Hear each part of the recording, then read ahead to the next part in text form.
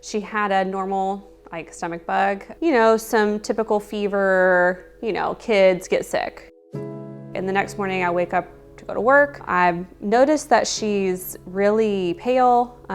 She did have a yellowish tint to her skin, like was really still.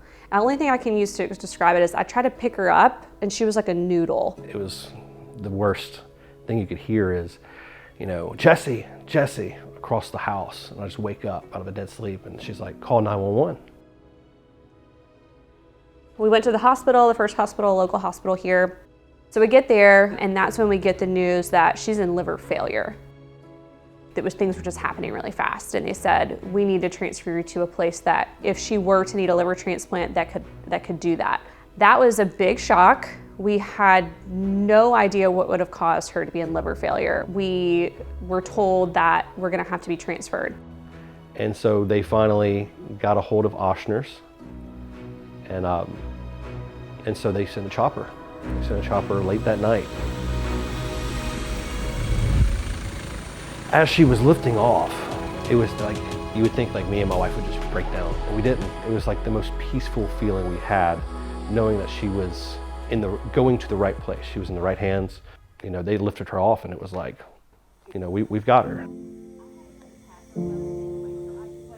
Mia had indeterminate acute liver failure, which means after an extensive evaluation, we weren't able to identify what the cause was. Now, that's actually not that uncommon for kids. It's over half of children with acute liver failure for whom we can't identify the etiology after an evaluation. We think a good number of those are likely related to some sort of viral infection, however. And that's the scary thing about acute liver failures. These are really healthy kids one day, and out of the blue, seemingly catastrophe strikes, and they get really, really sick quickly.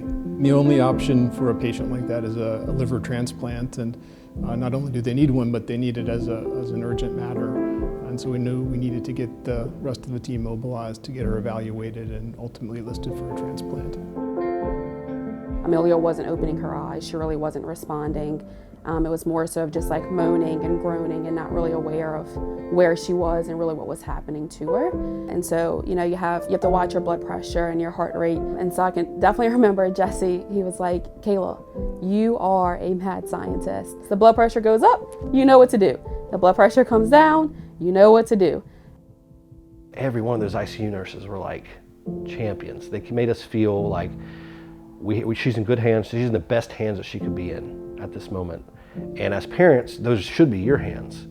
But when she is, you know, in massive liver failure, she needs to be in their hands.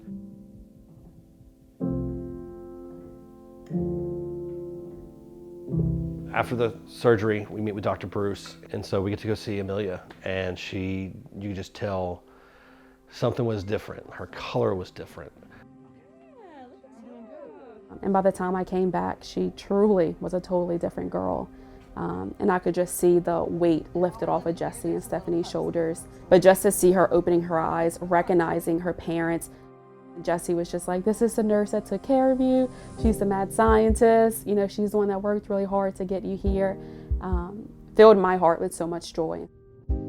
I already knew she was a tough kid, to be honest. I think that we've always known that she was different and unique, and some days we're like, why? Oh my God, like she's got so much personality.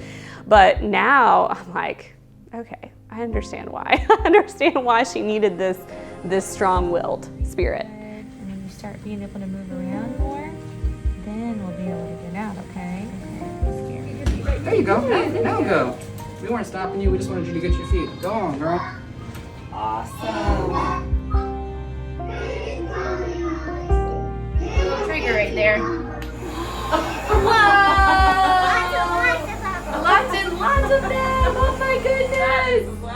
That's so cool. Patients like Mia are why I like doing what I do. To see someone who's really, really, really ill and then see them turn around and to be a normal kid again. She's vivacious, she's active, she loves princesses, she's looking forward to go to Disney World.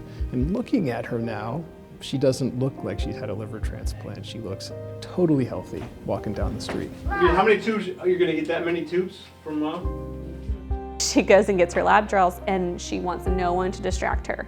Do not even think about trying to distract her from it.